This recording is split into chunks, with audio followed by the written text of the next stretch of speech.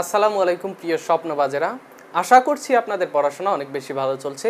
আজকে আমরা আলোচনা করব রিফ্লেক্সিভ ভার্ব নিয়ে। রিফ্লেক্সিভ ভার্ব নিয়ে আলোচনা করার পূর্বে আমি একটা কথা বলতে চাচ্ছি যে আপনারা যারা এতদিন থেকে আমার ক্লাসগুলো দেখছেন, কেমন লাগছে ঠিক আমি জানি না। যদি ভালো লেগে থাকে আপনারা কিন্তু একটা সাবস্ক্রাইব করতে ভুলবেন না এবং কমেন্টে জানিয়ে দেবেন যে ক্লাসটি কেমন হয়েছে এবং আমাকে একটু রেটিং দেওয়ার চেষ্টা করবেন। যা হোক, আমরা বোর্ডের দিকে দেখি। আমরা রিফ্লেক্সিভ ভার্ব নিয়ে আলোচনা করব।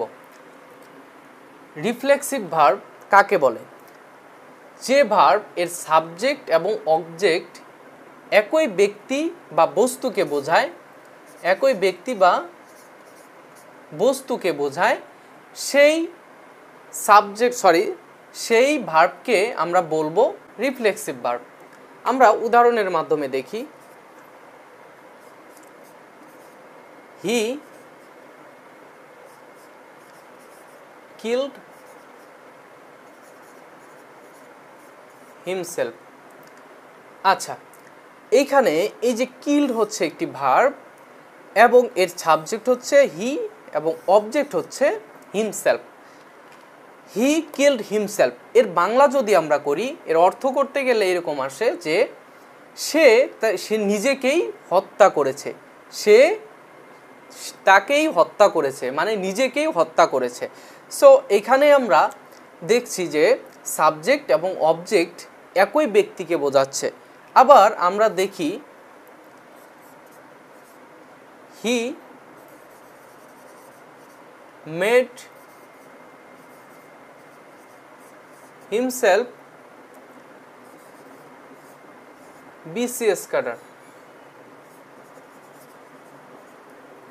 সে তাকে বিসিএস ক্যাডার বানিয়েছে, সে নিজেকেই বিসিএস ক্যাডার বানিয়েছে। আচ্ছা, এখানে এই যে হি এবং হিমসেলফ দ্বারা কিন্তু একজন ব্যক্তিকেই বোঝানো হচ্ছে এবং যে ভার্বটি রয়েছে সেই ভার্বটিকে আমরা বলবো রিফ্লেক্সিভ ভার্ব। আচ্ছা, রিফ্লেক্সিভ ভার্ব চেনার আরও একটি সহজ পদ্ধতি হচ্ছে সেলফ এবং সেলভাস যুক্ত থাকবে। আমরা জানি যে রিফ্লেক্সিভ প্রোনাউন এর সাথে সেলফ এবং সেলভাস যুক্ত থাকে। রিফ্লেক্সিভ প্রোনাউন আমি প্রিভিয়াস ক্লাসগুলোতে যখন প্রোনাউনের ক্লাস নিয়েছি তখন আমি সেগুলো আলোচনা করেছি প্রত্যেকটা ধরে ধরে। আপনারা চাইলে প্রিভিয়াসের আমার ইউটিউব চ্যানেলের প্লেলিস্টে গেলে আপনারা নাউন, প্রোনাউন এবং অ্যাডজেক্টিভ আর বর্তমান চলছে ভার্ব নিয়ে আলোচনা দেখতে পারবেন।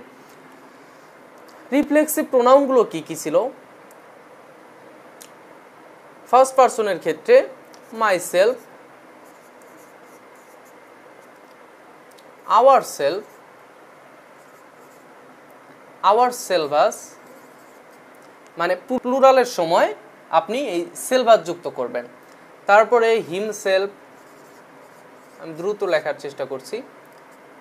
Himself, herself,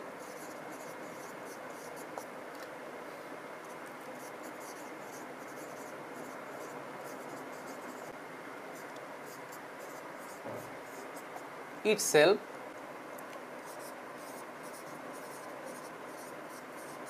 yourself,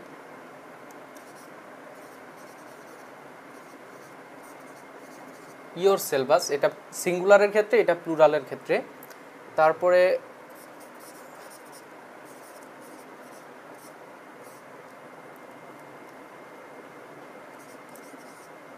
dearselves।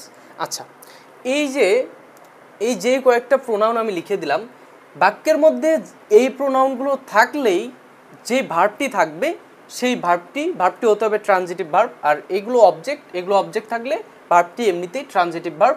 আর যে ভার্বটি থাকবে সেই ভার্বটিকে আমরা বলবো রিফ্লেক্সিভ ভার্ব। এই রিফ্লেক্সিভ প্রোনাউনগুলো যে সেন্টেন্সের মধ্যে পাবো সেগুলোকে আমরা বলবো রিফ্লেক্সিভ ভার্ব। আশা করছি বোঝা গেল। আজকের ক্লাসটি এ পর্যন্তই ছিল। পরের কোনো একটি ক্লাসে আবার দেখা হবে। খোদা হাফেজ। আসসালামু আলাইকুম।